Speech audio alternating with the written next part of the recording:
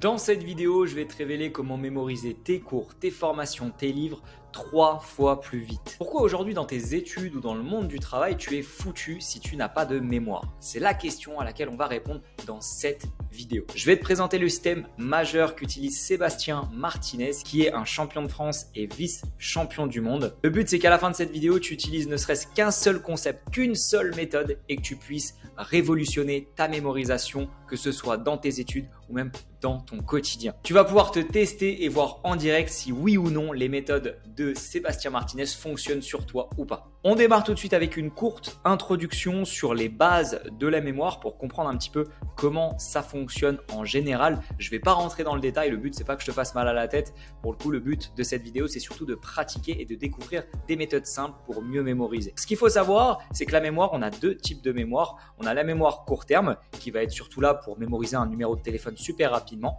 et la mémoire long terme qui elle par contre va avoir plusieurs sous-catégories. On va avoir les deux sous-catégories implicites et explicites qui vont elles-mêmes avoir deux sous-catégories procédurale, perceptive, sémantique et épisodique. Comme je te l'ai dit, je ne vais pas rentrer dans le détail. Si tu en as envie, tu peux aller voir à quoi correspondent chacune de ces sous-catégories. Mais ce qu'il faut comprendre par là, c'est que nous, pendant cette vidéo, on va surtout s'intéresser à la mémoire long terme. Celle qui va nous permettre de retenir sur le long terme sans effort grâce à des méthodes très simples. Et pour finir, on va voir surtout la neuroplasticité. Qu'est-ce que la neuroplasticité? Il faut comprendre que le cerveau est en constante évolution. Il va détruire et créer des associations entre des neurones, ce qui va te permettre, toi, de pouvoir oublier des choses qui, pour le cerveau, ne te servent plus et d'en créer d'autres afin de maîtriser de nouveaux domaines. Pour rentrer un petit peu plus dans le détail, la mémoire court terme, on va avoir en fait des transmissions entre deux neurones. Le but pour mémoriser un numéro de téléphone, c'est d'avoir une transmission entre deux neurones. Et par contre, pour la mémoire long terme, là, par contre, on va créer et détruire des connexions entières. Le but, c'est surtout de faire de la place. C'est comme un gros disque dur. Le but, c'est toujours de faire de la place sur ce qui ne sert pas et de créer de nouvelles connexions pour les choses que tu es en train d'apprendre en ce moment. Pour comprendre tout ça, on va voir les 4 grands principes de la mémoire. La première chose que tu dois savoir, c'est le fait d'espacer ses révisions. Peut-être que tu as déjà entendu parler de la courbe de l'oubli. Quand tu apprends quelque chose, imaginons que tu es en train de prendre des notes sur cette vidéo, le cerveau, lui, va retenir environ les 100%. Ça dépend vraiment comment tu regardes la vidéo, mais on va partir du principe que tu retiens 100%. Au fur et à mesure du temps, que tu vois juste ici, si tu ne fais pas de révision entre deux, tu vas perdre plus de 80% de ce que tu as appris durant cette vidéo. Pour pallier à ça, le but, ça va être de mettre en place des révisions espacées entre le début, ce que tu es en train de faire en ce moment, et le temps. Les révisions, je vais te les citer maintenant, ça va être 10 minutes après la vidéo, un jour après, une semaine après, un mois après et 6 mois après. Tu vois qu'au fur et à mesure, les révisions s'espacent. C'est-à-dire que plus ça va, moins ton cerveau n'a besoin de revoir les choses pour les retenir. Ce qui fait qu'à partir de 6 mois, ta mémoire long terme est déjà mise en place et avant que le cerveau puisse vraiment détruire les connexions que tu as pu mettre en place, ça va être difficile. À partir de ce moment-là, tu as pu hacker ton cerveau et lui faire retenir tout ce dont tu avais besoin pour cette vidéo. Ça, c'est un principe que tu dois mettre en place tout le temps pour toutes tes révisions, dans tes études, dans ton travail ou des choses peut-être qui te passionnent comme l'histoire. Si tu as envie de vraiment retenir sur le long terme, le but, ça va être de mettre en place des révisions espacées pour éviter de perdre la totalité de ce que tu as appris comme un numéro de téléphone avec la mémoire court terme. Ensuite, tu vas avoir le fait de te tester. Ça rejoint un petit peu la courbe de l'oubli. Quand tu vas démarrer une nouvelle leçon, le but, c'est que à la prochaine révision, tu puisses savoir qu'est-ce qui ne va pas, qu'est-ce que tu as pu oublier. Pour ça, avant de commencer, 10 minutes après, le but, ça va être d'essayer de se remémorer ce que tu as pu apprendre. Comme ça, tu vas pouvoir savoir ce qui ne va pas sur le moment et tu vas pouvoir appuyer sur ces différents concepts un peu plus que sur les autres. Et pour finir, ça te prépare pour ton examen ou autre à te donner beaucoup plus confiance à des formats de questions qui peuvent subvenir. Ensuite, on va avoir la partie sur comprendre avant d'apprendre. Ça, peut-être que tu le connais déjà, peut-être que tu l'as déjà expérimenté, mais le fait de comprendre une formule de maths t'aide beaucoup plus facilement à la mémoriser. Ça, je ne vais pas rentrer dans le détail, mais ce qu'il faut à chaque fois faire, c'est bien sûr comprendre son cours pour le mémoriser bien plus facilement. Et pour finir, on va avoir les techniques efficaces qu'on va pouvoir voir ensemble juste ici et les mettre en pratique durant cette vidéo comme je te l'ai dit. Donc reste bien jusqu'au bout. Le but, ça va être de mettre en pratique directement pendant la vidéo toutes les méthodes que je vais te présenter juste ici. Les méthodes, ça peut être des méthodes très simples que tu as peut-être déjà utilisées avec le système solaire, où là on peut utiliser la phrase « Mon vieux, tu m'as jeté sur une nouvelle planète ». Et juste avec cette phrase, on peut mémoriser l'ordre des planètes et leur nom. Donc ça, c'est plutôt cool. Avant de continuer sur les différentes méthodes qu'on va voir, le système majeur de Sébastien Martinez, je t'invite à cliquer sur le lien dans la description. C'est un lien School, c'est la communauté de la Academy et tu vas pouvoir obtenir des formations totalement offertes sur la mémorisation, la productivité, la lecture rapide ou encore le mind mapping. Si tu es vraiment intéressé par apprendre à apprendre et booster ton cerveau au maximum de ses capacités, n'hésite pas à cliquer sur le lien, c'est totalement gratuit, je te coach gratuitement et puis on se retrouve bien sûr de l'autre côté. On peut du coup continuer cette vidéo avec la première méthode du système majeur. Ça va être de comprendre les différentes sonorités qu'on peut associer aux différents chiffres. Donc là, ce que tu vois ici, c'est pour chaque chiffre, je vais avoir une sonorité, un son qui va lui être associé. Par exemple, 0 va avoir le son se ou the, ce qui va me permettre d'associer 0 à des mots directement. Et pour un exemple, imaginons que je veux mémoriser un 06, peut-être qu'une personne est en train de me donner son numéro de téléphone, et bien ce que je vais faire, c'est utiliser ce système-là pour associer 06 à un mot. Donc là, 0, c'est le son se ou the, et le 6, c'est le son j ou encore ch. Pour cet exemple, je ne veux pas aller très très loin, on peut utiliser le verbe sécher. En utilisant sécher, on sait qu'on a la première partie du mot qui est le 0 et la deuxième qui est le 6. Et grâce à ça, je vais pouvoir utiliser d'autres méthodes qu'on va voir plus tard dans la vidéo juste ici pour pouvoir associer des mots ensemble et retenir des listes de chiffres comme par exemple le nombre pi grâce à cette méthode. Bien sûr, ça, le but c'est de l'apprendre par cœur parce que c'est un système qui va te permettre ensuite de mémoriser tout ce dont tu as besoin. Des dates, des numéros, des suites de chiffres, tu vas pouvoir vraiment tout mémoriser. Je te laisse donc prendre une capture d'écran et on peut du coup passer à la suite. La suite, ça va être du mot à l'image. Ça ressemble un peu à ce qu'on vient de voir ensemble, mais le mot à l'image, c'est comprendre comment le cerveau fonctionne. Le cerveau, il aime pas du tout les choses abstraites, celles qu'on ne comprend pas. Hein, on l'a vu ensemble juste ici. Si tu comprends, tu vas mieux mémoriser. Le but, ça va être de choquer un petit peu le cerveau. Il aime bien tout ce qui est un peu bizarre, ce qui choque, ce qui va utiliser aussi les 5 sens, comme on le voit juste ici. Plus tu vas utiliser les sens, plus tu vas pouvoir mémoriser ce que tu es en train d'apprendre. Les 5 sens, ça va te permettre d'associer des informations à des sensations variées. Et grâce à ça, tu vas pouvoir mémoriser bien plus facilement. Car cela stimule différentes parties de ton cerveau et ça renforce les connexions que tu as entre tes neurones. Donc plus tu vas pouvoir mettre une armure entre les connexions de tes neurones, plus tu vas pouvoir mémoriser du coup sur le long terme. Mais le mot à l'image, ça s'arrête pas vraiment à ça. On va surtout faire des choses qui choquent le cerveau un maximum. Ça va être le fait d'avoir une image phonétique. Par exemple, si je veux retenir le mot chapeau, et ben en fait, je vais essayer d'associer chapeau à un autre mot qui peut lui être associé et avoir une image dite phonétique. Donc là, pour retenir le mot chapeau, et ben en fait, je vais imaginer un chat avec un chapeau, ce qui fait qu'on a ce système phonétique qui nous aide à mieux mémoriser l'information. L'information ici est très simple. Le but, ça va être de l'utiliser pour des choses un peu plus complexes comme l'histoire ou d'autres domaines que tu as envie d'apprendre. Mais ici, tu comprends que la mémoire, elle fonctionne très facilement. Il faut juste lui donner un petit coup de pouce pour que sur le long terme, on puisse mémoriser les différentes informations. Et pour finir, on va avoir l'image sémantique. Le cerveau fonctionne, comme je te l'ai dit, par connexion. Le but, ça va être d'utiliser un maximum les connexions pour mieux mémoriser les différentes informations. On peut parler par exemple du mind mapping. Le mind mapping, c'est une représentation des connexions que tu peux avoir dans le cerveau et c'est ce qui va nous aider à mieux mémoriser les différentes informations. Pour le coup, à chaque fois que tu vas apprendre un nouveau domaine, le but, ça va être de regrouper les différentes idées qui se rejoignent, comme ici par exemple soleil, pluie et nuages. Le but, c'est de rassembler un maximum ces différentes idées pour permettre au cerveau de pouvoir mémoriser les informations bien plus facilement. Maintenant qu'on a terminé avec du mot à l'image, on va passer à quelque chose que tout le monde connaît aujourd'hui, ça va être le palais mental. Le palais mental, je le dis maintenant, c'est quelque chose qui est compliqué à mettre en place au départ, mais dès que tu as ton propre palais mental, tu peux tout mémoriser. Toutes les barrières aujourd'hui qui existent entre toi et la mémorisation,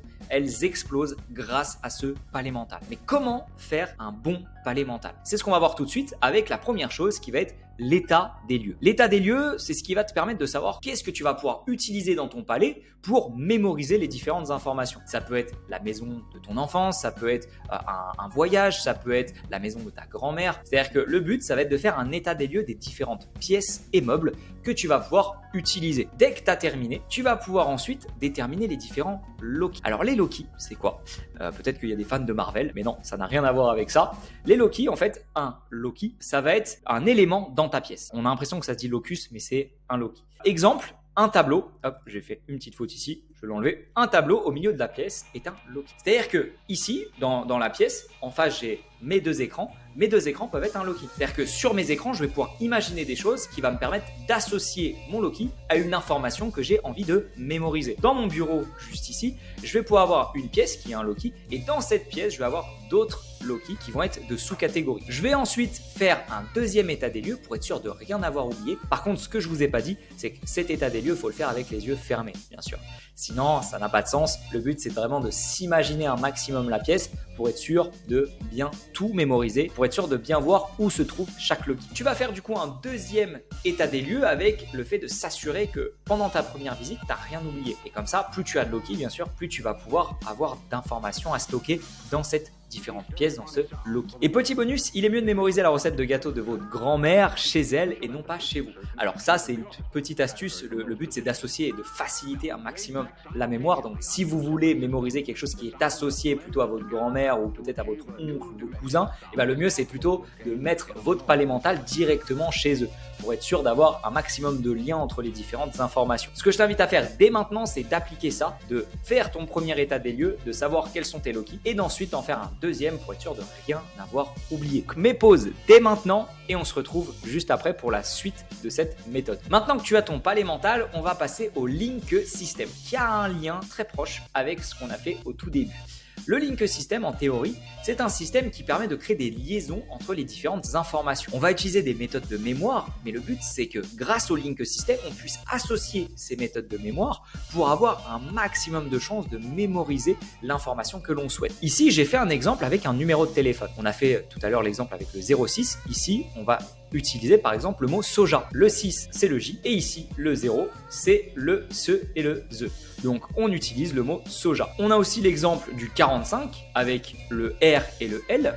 Donc, le R pour le 4 et le L pour le 5. Et pour le coup, on a choisi du coup rouleau de peinture pour mémoriser le numéro 45.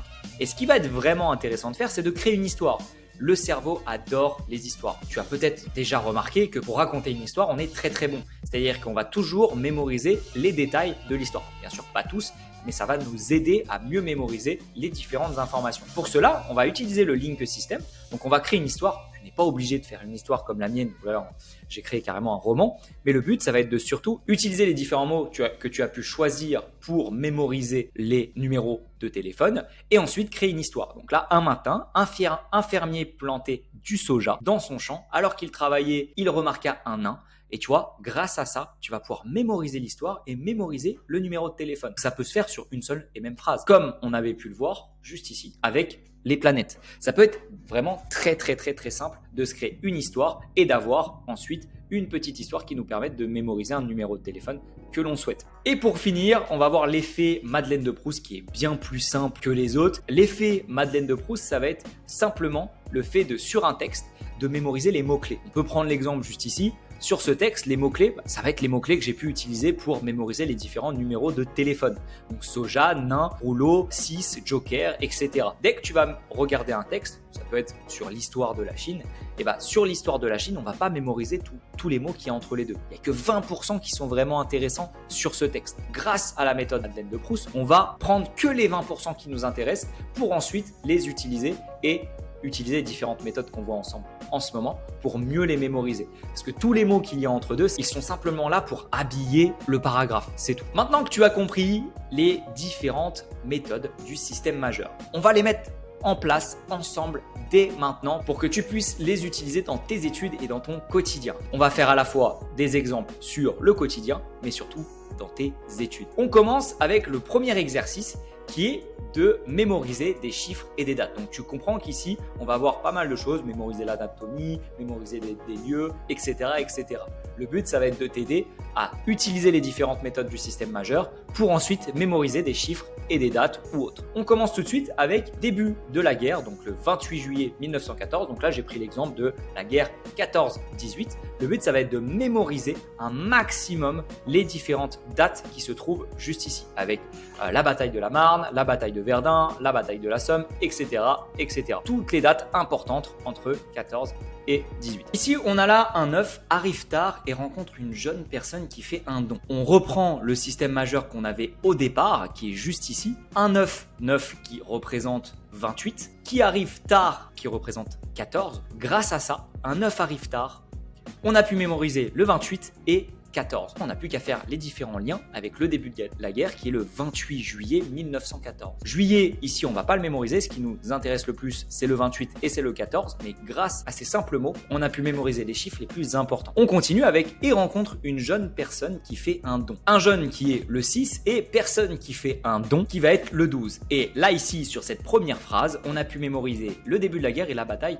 de la Marne parce qu'on est toujours en 1914. Bien sûr, plus tard, vous allez pouvoir améliorer votre système de mémoire et pourquoi pas rajouter juillet, septembre, les différents mois de l'année. Et on va pas continuer avec cet exemple, mais tu commences un peu à comprendre comment fonctionne le système majeur pour qu'on puisse mémoriser bien plus facilement les différentes informations. On continue avec le deuxième exercice qui va être de mémoriser des lieux et des listes d'événements. Pour ça, on va toujours prendre l'exemple de la Première Guerre mondiale et le but, ça va être d'utiliser la méthode du palais mental pour savoir et mémoriser les différents lieux et événements. On va prendre l'exemple d'un hôtel. Bien sûr, je t'invite à prendre l'exemple de ton propre palais mental que tu as pu faire au début de cette vidéo. Mais moi perso, je vais te présenter avec l'exemple d'un hôtel. Pour t'expliquer un peu comment j'ai structuré mon palais mental, tu vas avoir 3 points juste ici qui correspondent à des pièces, l'entrée de l'hôtel, la réception et le salon. Et dans ces différentes pièces, je vais avoir différents gros titres de mes événements de la Première Guerre mondiale.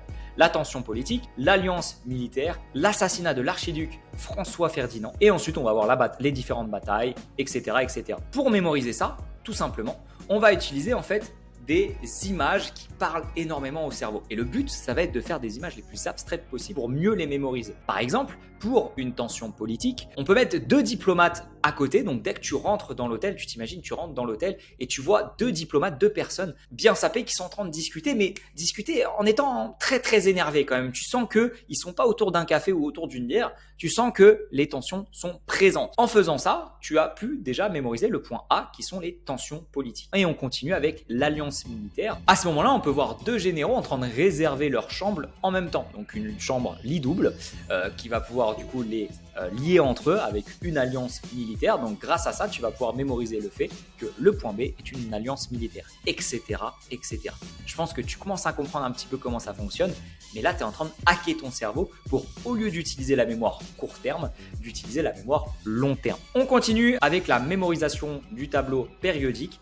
Pour ça, on va utiliser des phrases qui vont à la fois être en lien avec ce qu'on avait vu juste ici sur les planètes et avec le link system. Pour ça, tu vas pouvoir utiliser, hop, comme pour la phrase mémotechnique pour la ligne numéro 4. Pour ça, je vais te lire la phrase, mais pour l'instant, elle n'a aucun sens. Enfin, c'est un peu compliqué de trouver le sens. Cathy caresse son tigre vaniteux, créant malicieusement féroce conflit, nickel, culminant, zébré également. Germain assoupi selon brouillard kraken.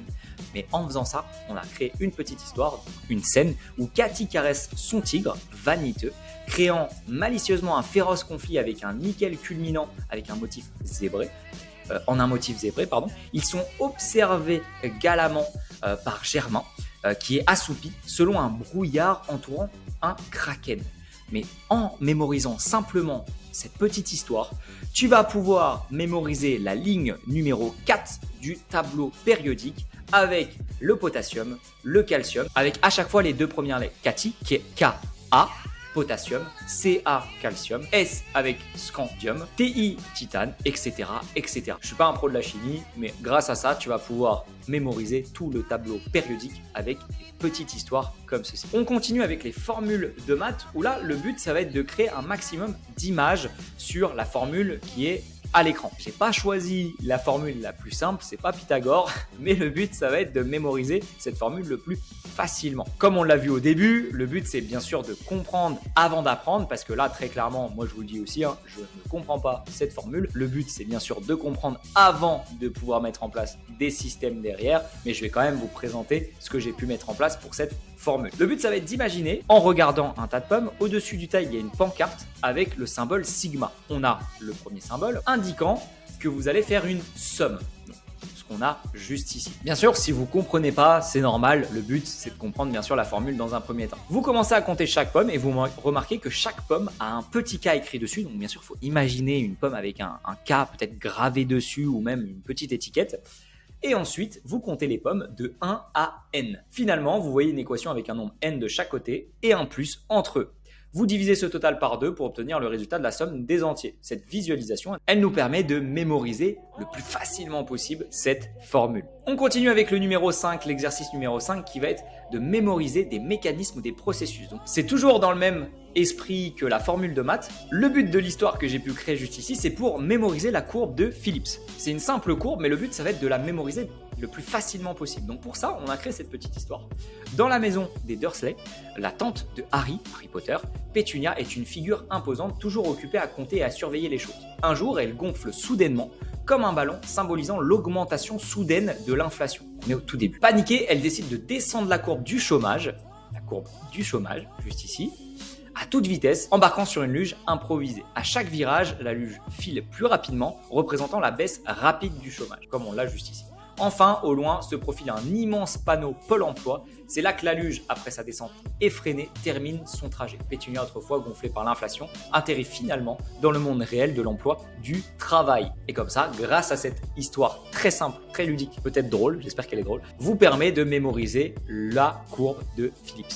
Grâce à cette histoire, tu vas pouvoir mémoriser des mécanismes et des processus bien plus facilement avec des méthodes qui te permettent de rendre ludique l'apprentissage en plus de ça. Si tu kiffes cette vidéo, n'hésite surtout pas à appuyer sur le bouton j'aime, ça aide énormément la chaîne, je pense que tu le sais déjà, et à ne pas hésiter à cliquer sur s'abonner pour ne pas louper les prochaines vidéos qui vont arriver sur les différents systèmes que j'utilise pour mieux apprendre. On continue avec mémoriser l'anatomie.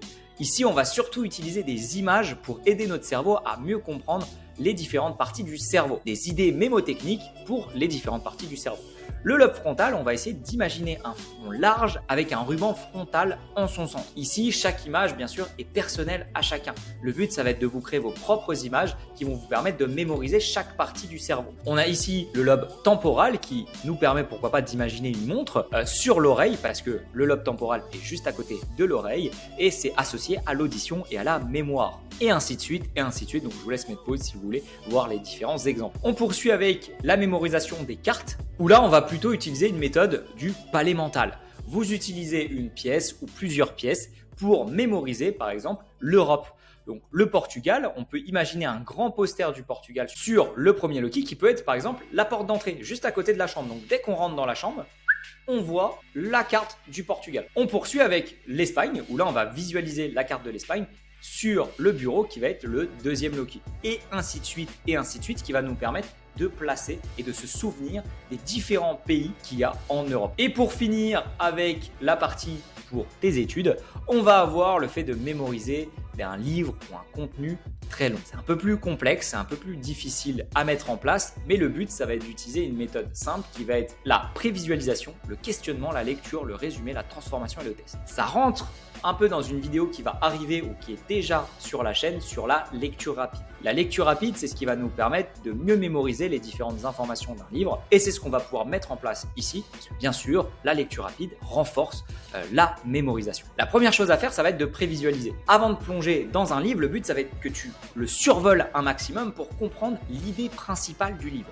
Lorsque tu auras l'idée principale, tu pourras mieux appréhender et mieux démarrer la lecture de ton livre. La deuxième chose à faire, ça va être de se questionner. Ok, de quoi il parle? À quelle question ce livre va-t-il répondre? Quelles sont les informations que je souhaite obtenir de ce livre?